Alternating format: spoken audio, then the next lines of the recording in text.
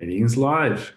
Welcome everybody on Facebook, and for also those joining us on maybe YouTube and some other channels that we're streaming. We're up to our fourth week of the Ask Me Anything session down here in Busselton in the Capes region. This week we've got Matt Carlsson joining us as well. If my voice stays on my Siri, I'm talking to my Siri all the time. Matt Carlsson from Loop 2, thanks for organising that with us as well, our local tech whiz. We've also got Tash Ayers as well from AgriStart. Thanks for joining us this week as well, Tash. And Thanks, we've Michael. got the Mayor, you're welcome, and Mayor Grant Henley as well from the City of Busselton. Thanks for taking time out and showing us some snaps of the background down in Busselton Jetty. And we all have pictures of our jetty, and Lisa Shreeve, the CEO of the Busselton Jetty, is joining us this week. Doesn't have a picture of the jetty this week in the background or the foreground. So thanks for taking the time out to joining us this week. I didn't want to compete with your great photos, guys. There's no competition now. Haven't you seen COVID? It's just collaboration. It's not competition. This is how we level each other up. Right? I've got the cape up here. There you go. We're looking the other way. Right, exactly. We're representing everybody down here. And this week, you can definitely log in or join us as well and ask us anything in your comments. Use the commenting on Facebook, and then Matt will be able to throw any of those questions at any time. Just if we are blabbing on about something that's not relevant, throw a question into the into the chat, and then we'll be able to answer that. We all are observing social distancing at the moment, or a good chunk of us who are not essential workers. So this will be the focus of the discussion today. And I might just open it up a little bit, maybe with Grant, if that's possible. I could just ask you a little question about how the government the local government, when I say government, how you guys at the city are doing this balancing act of maybe making decisions for community health, but at the other time looking at the community economy at the same time. Yeah, thanks, Michael, and thanks for the invitation to come along today. It has been a very turbulent couple of weeks trying to, I guess, stay ahead of the game. I was going to say the curve, but that's been done to death. Trying to stay ahead of the announcements and anticipating the next announcements that are coming through, and implementing those measures and having contingencies in place to implement those measures. And we saw that very early on with the closure of some of our key community elements, from our leisure centres, swimming pool, libraries, right through to playgrounds, and then assisting where we can to help community services as well. So it's been a really turbulent couple of weeks, but really proud in the way that our staff have responded and the flexibility that they've shown in meeting those requirements. Yeah, it's definitely been this sort of notion where you say getting ahead is almost impossible, and everybody finds themselves in that same boat, don't they? Where we're having this mix of almost reacting and being proactive as well at the same time. I'll just maybe get a little whip round as well, and ask the same question for you, Lisa, down at the jetty as well. What sort of impact you would have been, as Grant mentioned, one of the highly frequented places here in Busselton. The impact must have been big for you guys as well. Yeah, it was quite bizarre. I think there was a kangaroo bouncing along the foreshore last week that someone captured on Facebook and put it out there, and people were just amazed that there was nobody on the foreshore. We've still got a few people walking the jetty and observing social distancing, but overall everyone in Busselton seems to be doing the right thing and staying at home. And there were a few people in the water on the weekend for Easter, but in general it was obviously way down on previous years. We officially closed on March the 24th, so since then none of the tours have been running in person, and the train's not running, but the jetty is still open for walking. Observing social distancing, of course. Right, and the fishermen out there haven't been out there in the mornings I take it. There's a few, but we've been out there and you're probably getting one or two when we're out there. So it's not as prevalent as before. There was a few more out there Easter Friday fishing, but they seem to be 50, 80 metres apart from each other, which is good. I suppose it's an exercise, it's a hunting and gathering thing that people are still doing, and they're in boats or they're on the jetty but staying apart. Yeah, I definitely noticed that down in Dunsborough and the Bay as well. It was fun to be a local in our area. It's so beautiful and almost abundant in its kind of vitality. And normally we would have the descending of many visitors at this period. Easter is typically, I don't know, Grant, what that would be. My history doesn't go back, but typically probably even more busy than Christmas, as I understand it. Right.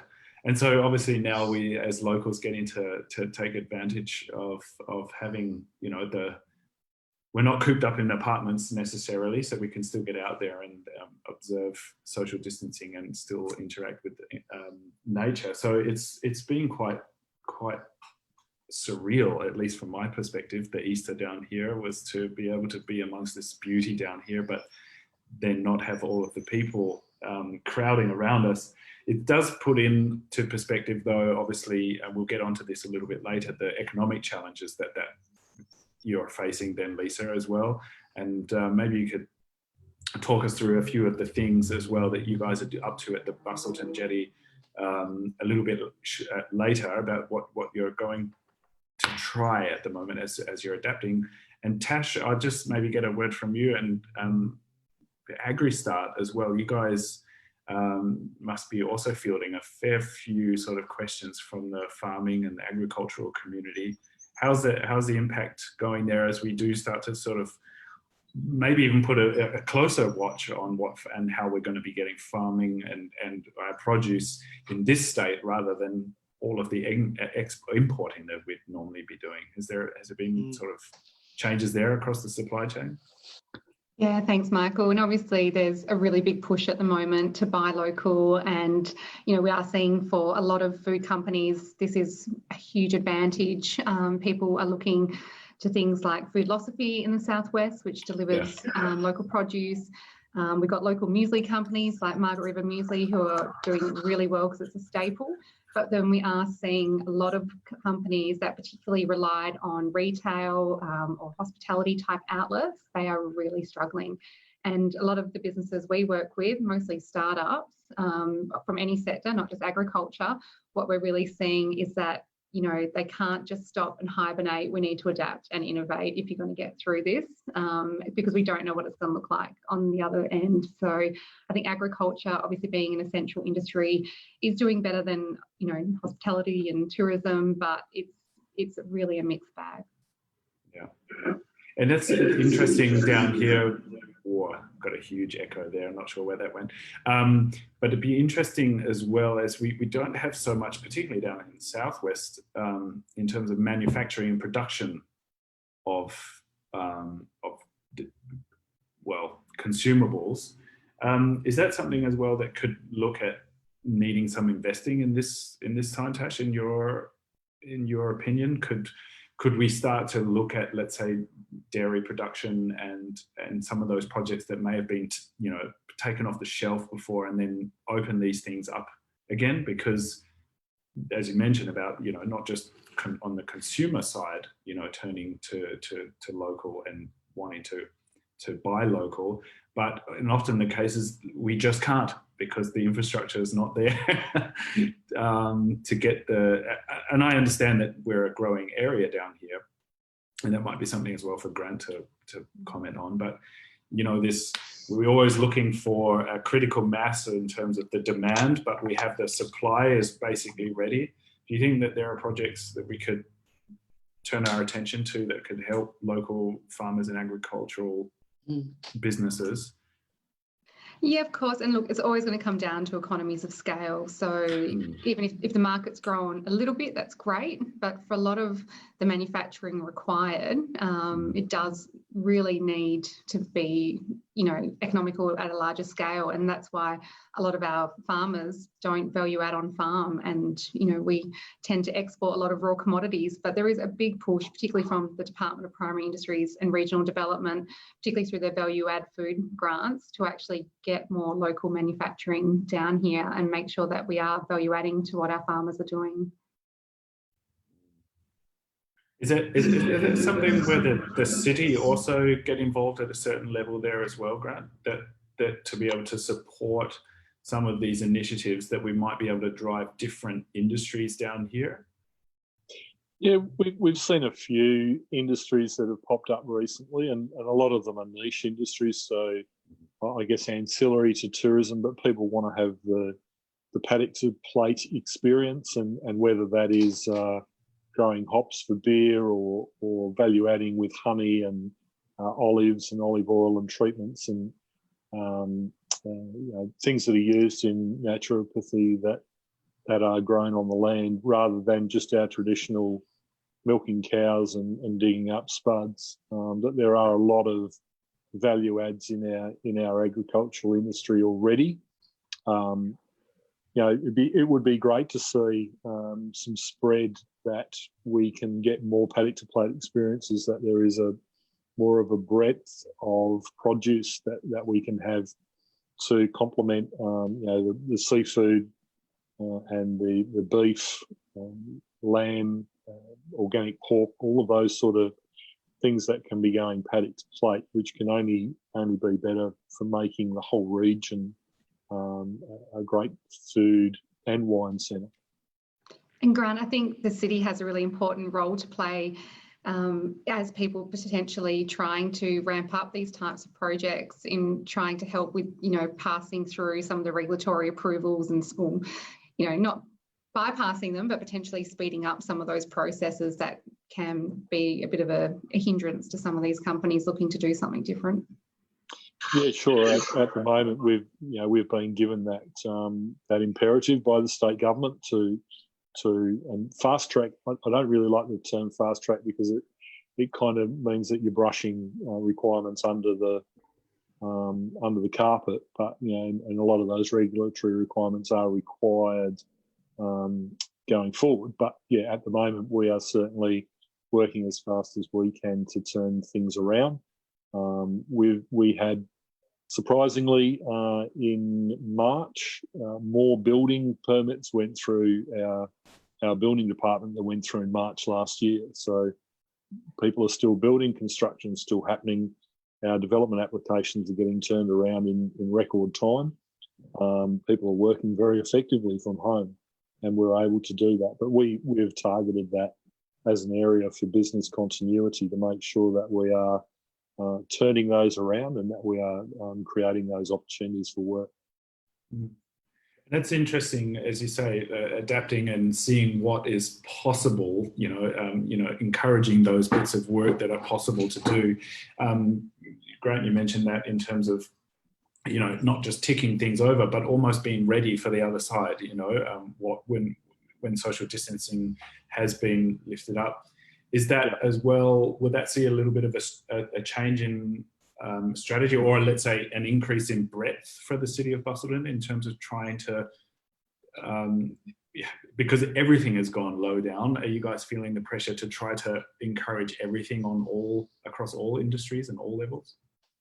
Well, of course, we want to make sure that the recovery phase of this, which is as critically important as the response that we're kind of undertaking now, the initial response, but the ongoing response, that the lifting of restrictions and the recovery phase is going to be equally critical, in fact more so for our economy, to make sure that we grasp any opportunities that come along, and whether that be funding from outside sources or creating those through making sure that any development is ready to go if they are currently restricted, and that they continue if they are unrestricted, in such as our building and construction.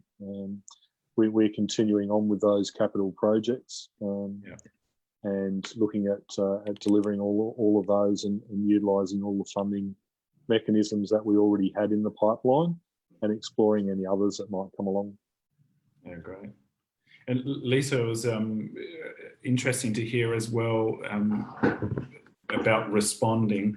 Has it been probably immediate, as you mentioned, with the drop in the number of tourists and visitors to the centre, also locally? But I did see recently that you guys were rolling out also some digital innovation as well to keep people still being able to visit. Maybe you can let us know about that.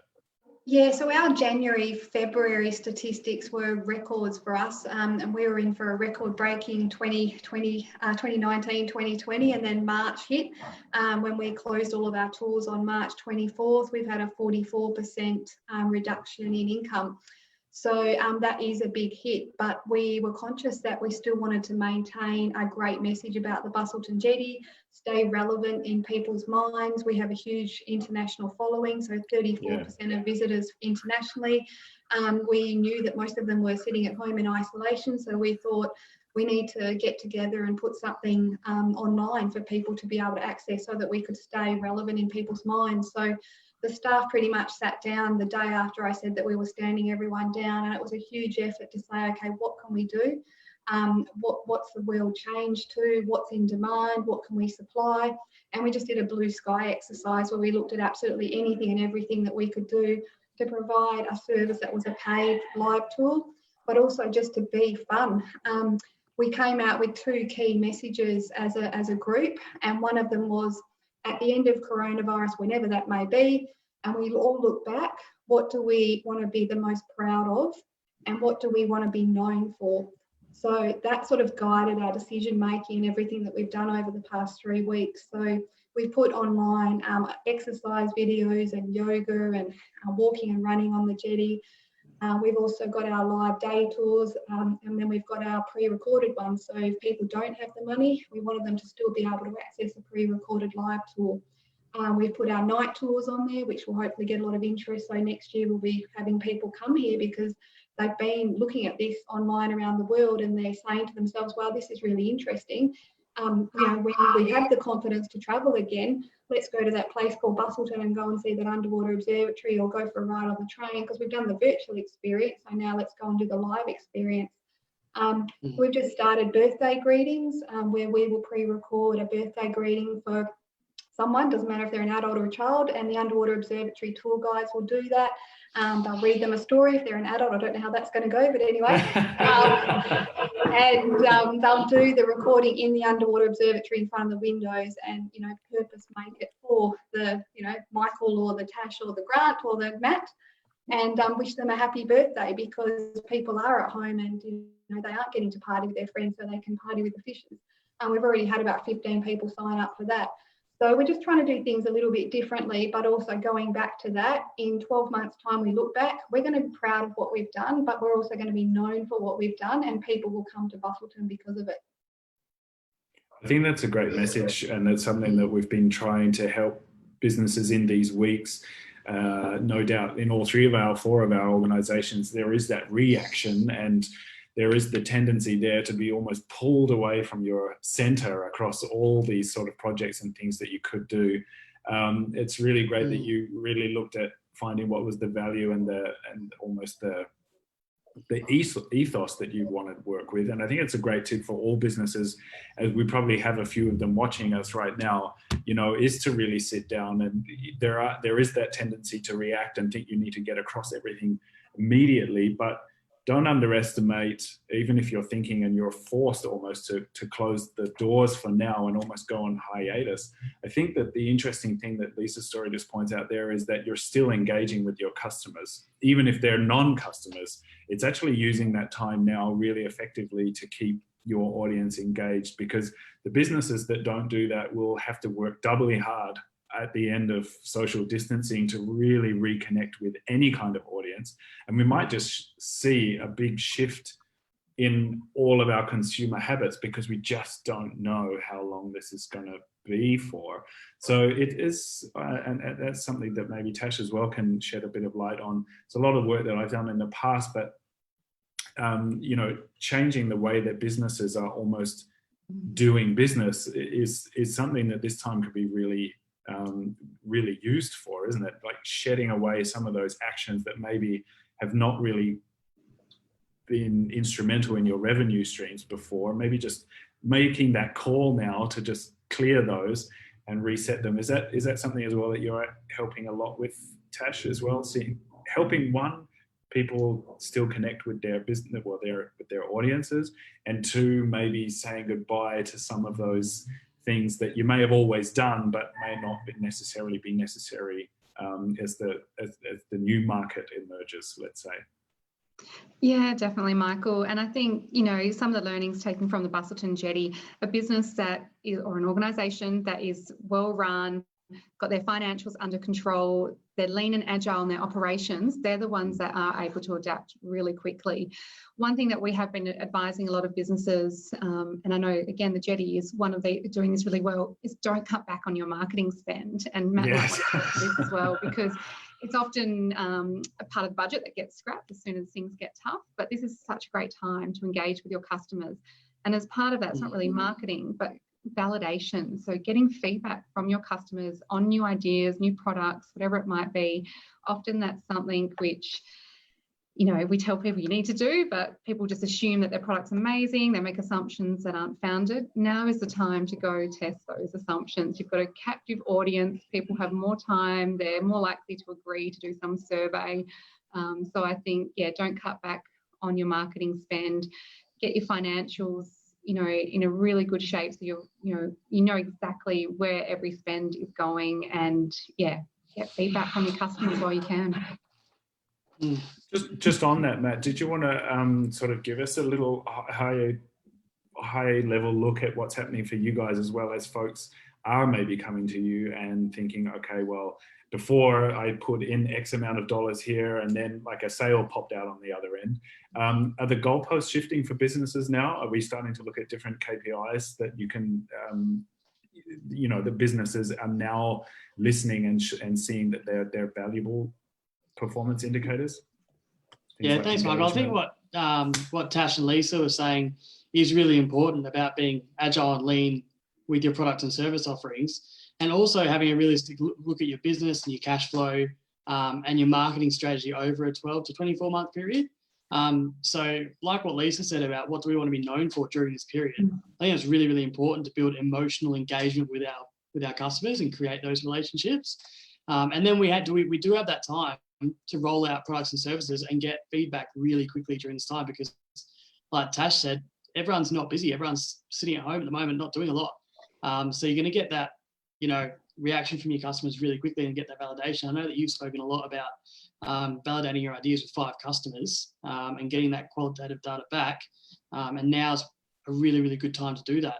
But I think if we're driven by fear and we just sort of freak out and just look at the next 3 months, it could put us in a really damaging position when we do come out of Corona, or we do come out of this period, because we will come out of it. And I think we discussed it last week, and I was speaking with Grant just before we jumped on this call, is that from a tourist perspective, we're probably going to have a really, really busy summer. So the people that do this work now and start engaging with their customers and building relationships with their customers and getting that emotional buy-in are going to do really well over that period. So my advice definitely would be to sit down, take a breath, have a look at your business strategy over the next 12 months and what you want to validate over the next 12 months, and then roll something out. And like Lisa said, really have a look at what do we want to be known for when we come out of this period, and where do we want to be in 12 months. And I think that's going to really help a lot of businesses to take a realistic view. I agree, don't cut back on marketing. I might be a little bit biased, but it's also about analysing your cash flow as well. You can set certain KPIs for your marketing budget and say, 10 to 15% of our revenue is still going to be towards marketing. So that way you're not putting absolute dollar values on it, but you're also not putting a doorstep on your growth either, which I think is important. But I guess going back to your original question about goalpost change, instead of looking at marrying our customers straight away or getting a sale straight away, we should just be looking at engagement numbers. How many more customers can we engage with? Who can we build relationships with during this time? Because it might not relate in a sale now, but those engagements are then going to give you results later on in 12 months' time when we open the floodgates again. Yeah, perfect. And has there been, I assume you've got your eye there on if there's any relevant questions coming through. Feel free to just interrupt us at any point so that we can answer any of the questions there. But Tash, you mentioned a couple of maybe almost, well, between Lisa and Tash, you just sort of highlighted a couple of exercises.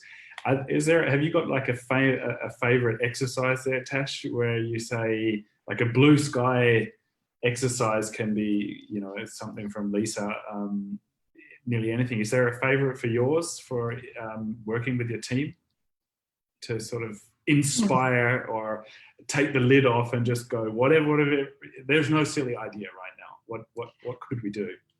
Yeah, I mean, I do this with businesses I work with, even pre-coronavirus. So using strategies like divergent and convergent thinking techniques, which is really about just opening yourself up to new ideas, not being critical, thinking with both sides of your brain, really letting the creative process come through. And I think, I'm a scientist by training, so my critical brain's always trying to stop the creative brain. So these sort of exercises, particularly if we're feeling a little bit negative at the moment, as some people are, it's really important to try and switch off that critical brain and just open yourself up to new possibilities and new ways of doing business, new ways of engaging with your customers. So now is definitely the time to do some of these exercises.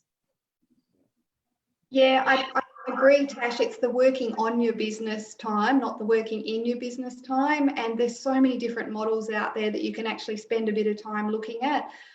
Edward de Bono's hats and the Lean Six Sigma and the 5 Whys and all those sort of things. And I think the really interesting point for us was a lot of the information coming out was saying, don't try and be too opportunistic in your marketing, because you'll be seen to be selling stuff to people. You want to be seen, as Matt said, to be engaging with people and giving them a reason to want to follow you because you're interesting and fun and different.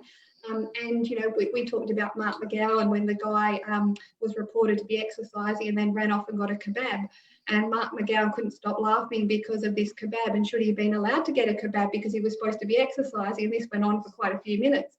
And I think that happened on a Friday. And I thought, oh my God, I have to go to the Turkish bread shop in Busselton that does the best kebabs. And I need to grab a kebab and start running along the jetty with a kebab in my hand because it's really hilarious.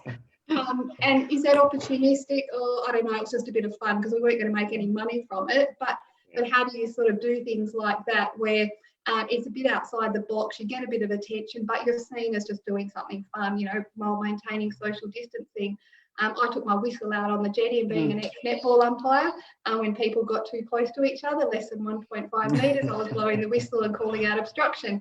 That went on Netball Australia's page. So you just got to do some things sometimes that people just want to have a laugh. It's pretty stressful at home. You've got these poor parents trying to homeschool people, and everyone's sort of that husband that's been there all the time is just in your face, and the wife's in your face. You just need some that husband that's been there all the time. A nagging husband. There's no nagging wives, Michael. There are only nagging husbands. Hopefully, I can see. Back out the farm. That's it.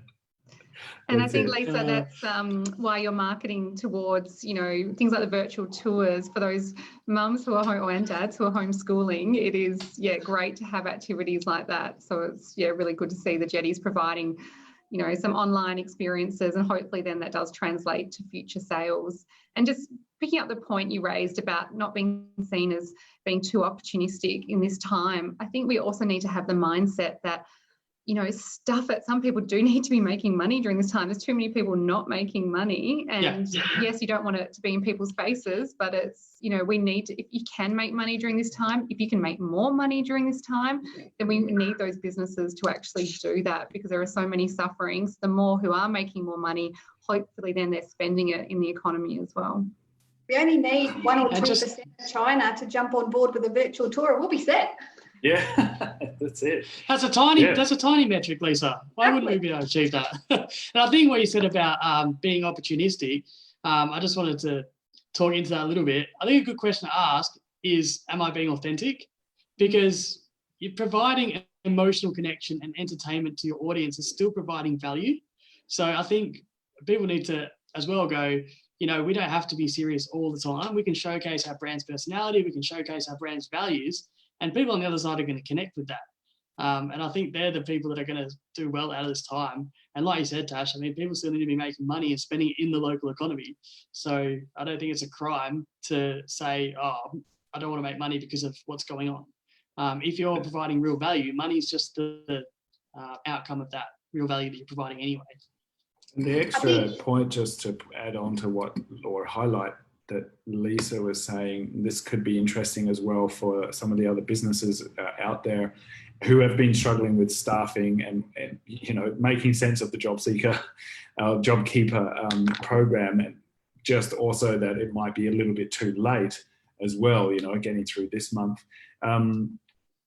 Opening up your business a little bit to your staff. I mean, Lisa being a netball umpire, you know, what skills and attributes can your staff give your business right now, and let them have a little bit more ownership and you know, of your business, and let them at your social media pages. Let them see what sort of engagement that they could really drum up, and investing. And we saw that came out from the federal government as well, the sort of stimulus into education as well, this professional development. Is that something as well, Grant, at a local level, that we will be able to see this kind of turn to education? We're all sitting at our boxes, at our computers right now, and the message there was, you know, make that time count right now. Is that something as well that we could integrate and collaborate with the government on, or the local government, I should say, in terms of upskilling our staff down here? Yeah, absolutely. I think as an organisation, and Minister Tahan, Federal Education, is about to, or has announced, a whole raft of free upskilling, you know, short-term courses, and mostly that can be done online. And these are just fantastic opportunities to upskill your staff during this period of time, and make sure that you're really well placed when you come out. And we're certainly looking at that. You know, our organisation has a training requirement, and we're looking at the delivery of that training through online means, and upskilling all of our staff. But upskilling comes down to a practical level as well. You know, we've had we've trained extra staff in our organisation to drive rubbish trucks, and which are a really essential service. You know, everyone needs to have their rubbish collected, otherwise, you know, our hygiene goes down pretty quickly. But yeah, so training our staff, but also looking into our staff and seeing what latent capacity they have. You know, we had you know, people who work in jobs that you wouldn't expect had heavy rigid licenses, who we were able to cross train into that waste fleet capacity, and that's amazing. So yeah, looking at what the capacity is in your organisation, talking to your staff and saying, you know, what other skills do you have that I may not be aware of, and how can we use those for the best advantage of our company and our business? Yeah, I think that's important as well, because especially as companies are facing and speaking to, you know, daily getting calls from different businesses who are, it's just with a heavy heart that they're having to make that decision to let folks go or to stand people down. It just felt like, I chatted to a few people last week, that announcement could have happened maybe the week before, because it will be that almost investment in your staff and your workers right now that will be able to kind of pull you out the other side. It's almost like a letting go. I don't know from you guys in leadership positions as well, but is that something as well that for anyone that cares to answer as well, do you see some others, folks in your organization, really rising to the fore and kind of contributing more than they had before, or at least differently before, where you're able to maybe let that go as a leader as well? Because we wouldn't have all of the answers. A lot of people in leadership positions are sort of put on the spot to sort of, you know, make a call on this. But are you guys seeing as well more collaboration within the organisations, more ownership? I think all good leaders and all good business owners and successful business owners are good delegators. You know, you train your staff up and you delegate that to them, and it frees your head up then to be able to react and drive your organisation forward. That's just good business. I think for me, because we've been on a skeleton staff for the last 3 weeks, it's just been keeping up with all the constant changes with the announcements from the government. And you sort of, between that leading and managing, you seem to be doing a lot more managing because you're trying to understand the new world and what that means. The 4 days off at Easter, to me, that was unfortunately the brain thinking time where, you take the dogs for a walk on the beach and you just start thinking about things that you want to do in the long term. And that for me has been really good free time, just to sort of sit back and reassess where we're at and where we're going in the future. And if we are looking at 6 months and potentially people are saying, we're not going to be open until the September, October school holidays because everyone's worried about this second wave, what does that mean for us? And not having a winter at the jetty and not having international tourists for 12 months, and how do we adapt again and be nimble and flexible to make sure that when we do reopen that we're actually going to be making some money, because we've still got fixed costs to pay in this 6 months. Wages are our biggest cost. The JobKeeper program is wonderful, and we're still going through all of that detail today, and we're doing payroll today, so we're supposed to be paying people that $1,800, and we still don't have all the information from the ATO. Right. And where do you tend to go? Do you guys directly? I mean, I know that the ATO have kept out really quite good helplines as well. Is that something as well that you guys are getting direct access to as well?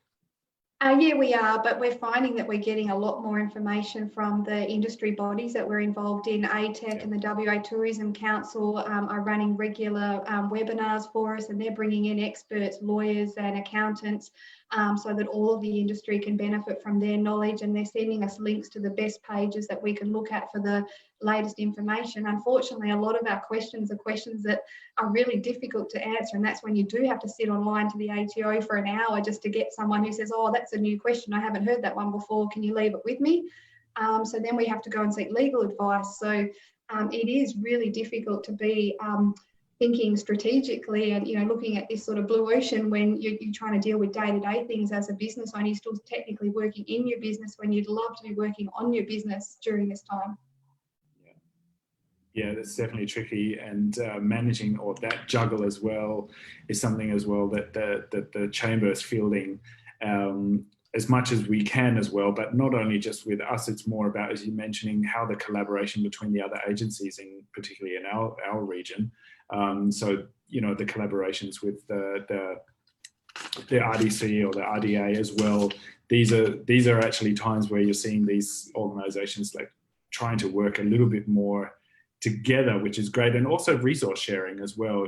We're seeing a lot of that as well between different organisations, that some competencies over here could be used over here. So that's definitely a little bit of the collaboration stories that we get as well through the chamber. But I think the business advisory services being really still has extra capacity for those other businesses that mightn't necessarily.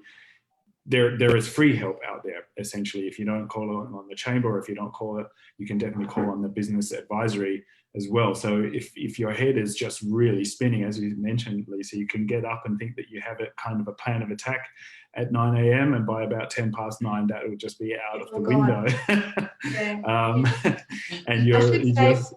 And Sorry, I should say, Michael, the Chamber of Commerce and Industry did the best template for a health check that we've seen. And that was great to go through and tick a box and say, yes, we've done that. Yes, we've done that. Oh, no, we haven't done that. We need to do that. That was a really, really useful document that I think everyone should have a look at if you haven't looked at it. That's it. And that's all for those folks out there that you can, if you get through our chamber, you're also members of the West Australian Chamber of Commerce. So all of those resources we're trying to filter those out as well to make sure that people have access to the right stuff. Sorry, you were going to say something? No? Sorry, I thought I was just cutting you off there. No. No. But look, there's about 5 minutes left. Normally these conversations go for about 40, 45 minutes. Is there something, and that my Siri just keeps turning on whenever I have an S. These are the technical questions.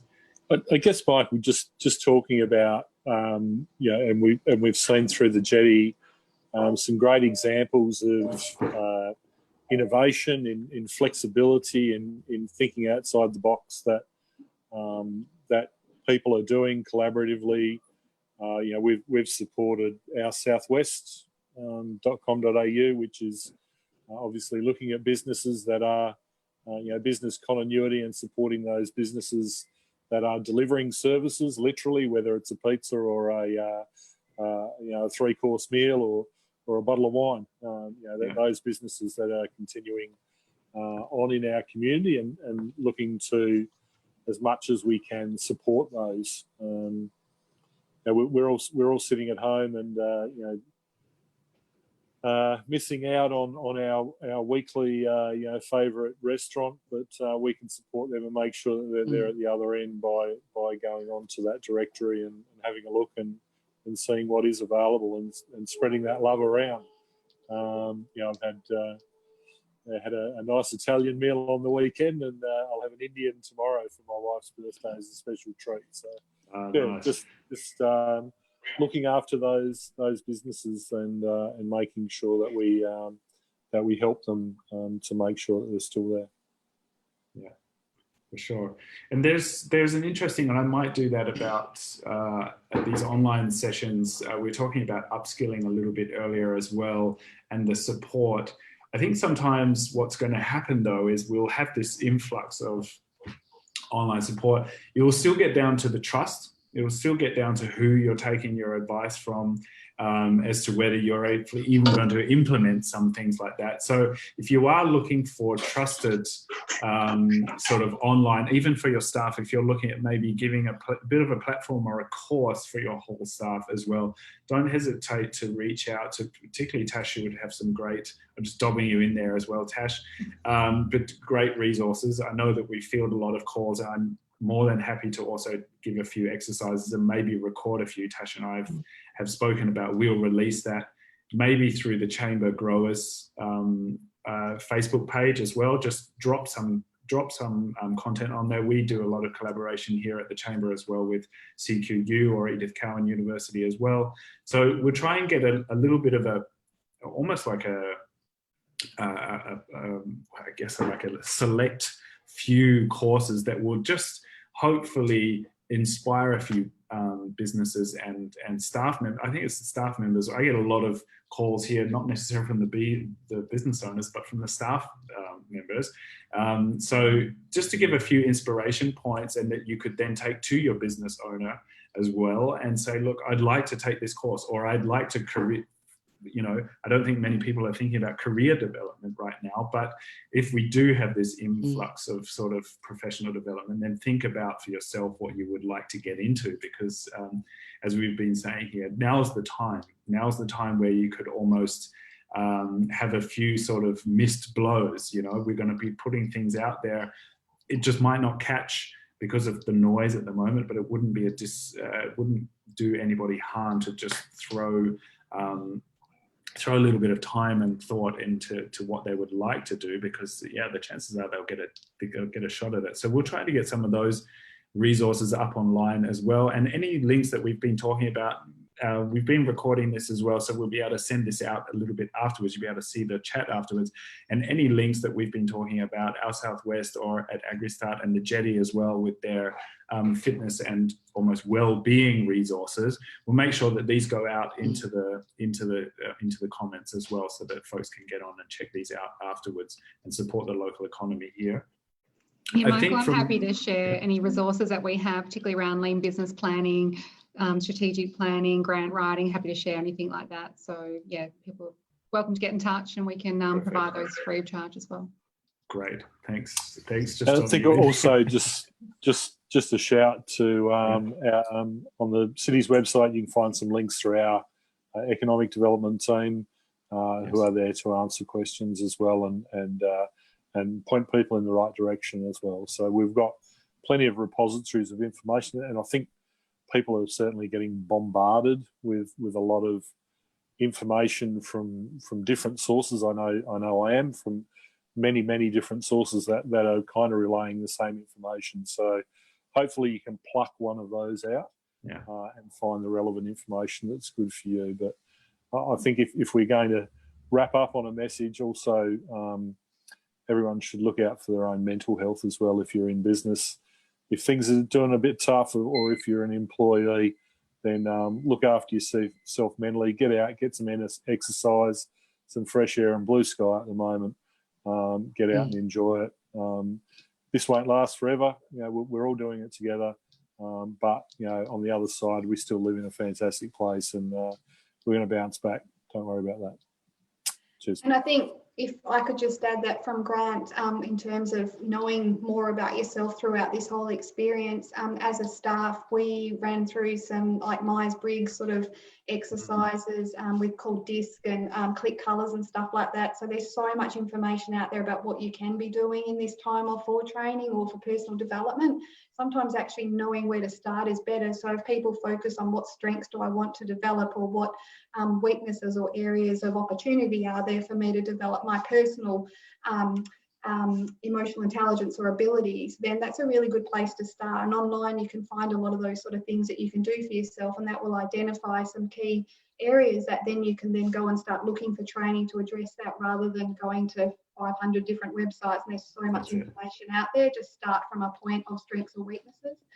So we've done that with our staff and a bit of a skills matrix, and looked at what are the core competencies we want our staff to have, and mental resilience and wellbeing is one of those. It's sort of an intangible, but how do we help people get that as well? So yeah, what Grant said, I just sort of echo that. Get some fresh air and walk doggies. Yeah, that's great. That's great of you to all share that. I think that's something we could definitely sign off on, and we would try to be between these organisations and some others as well, provide those starting points, because as we do say, there will be plenty out there, but having some local trusted partners, we have abundance of expertise down here.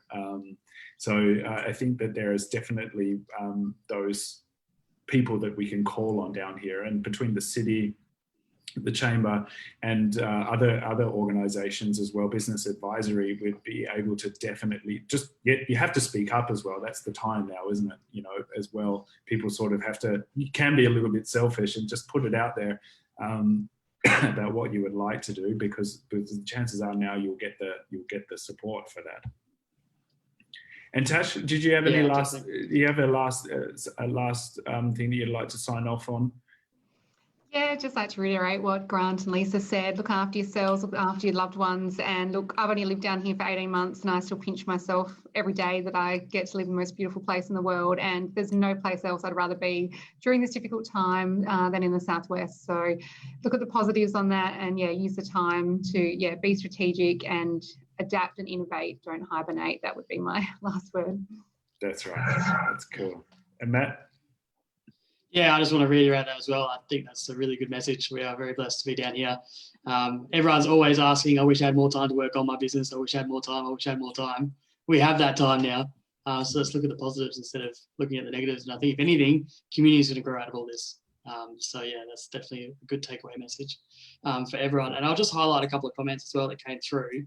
So Louise said, great tips, team, which is great. Thanks for watching, Louise. Barry Green has mentioned that he's broadcasting BCCI stories on the tourist radio, and which also goes into East Perth as well. And a lot of those Perth people will come down to the southwest that we've discussed. So thanks, Barry. Emma Morgan says, sometimes offering free services of some kind and still giving in times of crisis is also a way of being authentic to the community. Absolutely agree. Louise said, with you there, Lisa. I think she was, that was when we were talking about mental health and getting outside. And she also mentioned that Friday is a great time for industry updates from TWA and the RTOs. And then there was a couple of people asking about the business health check and where they can find that, Michael. They're business health checks as well. Gotcha. All right. Yeah. Definitely right into the, well, Matt, you guys are also running some health checks across digital marketing. So I know that Luke too, they'll be able to help you out as well. But if you get in touch with us as well at the chamber, then we'll be trying to help you guys look through cash flow first and foremost, look at where the revenue streams are, looking at what the gaps are with the other players in your business, almost like journeys. So do reach out to us at the chamber, and I'll be able to start that process going in terms of having a quick look at their health check. And again, it's about starting points, right? Where do I start? There's been so much noise. Where do I start? and then being able to put you into contact with the right help there. So look, I think it's probably time to sign off before. Yeah, exactly. It's probably time to sign off there before folks need to go and get their lunch. Thanks very much for everyone that's joined in. You can get the notes in the comments later. Matt will have these shared out, and we'll also chop up the show here so that we can actually break it down for you, so you don't have to watch the whole 45 minutes to an hour if you wanted to zone or zoom in on what's one of our experts. So thanks has been saying. Thanks to Lisa, thanks to Natasha, and thanks very much to Grant as well, and to Matt for joining us this week. We'll be back next week for another Ask Me Anything session. Please keep the comments going, and reach out at any time to anybody in the area so that you can actually kind of keep the connection going between our community. All right, I'll sign off here. I assume that, Matt, you're going to switch it all off, and speak to you all soon. Bye. Thanks, Michael. There you go. Thanks, everyone.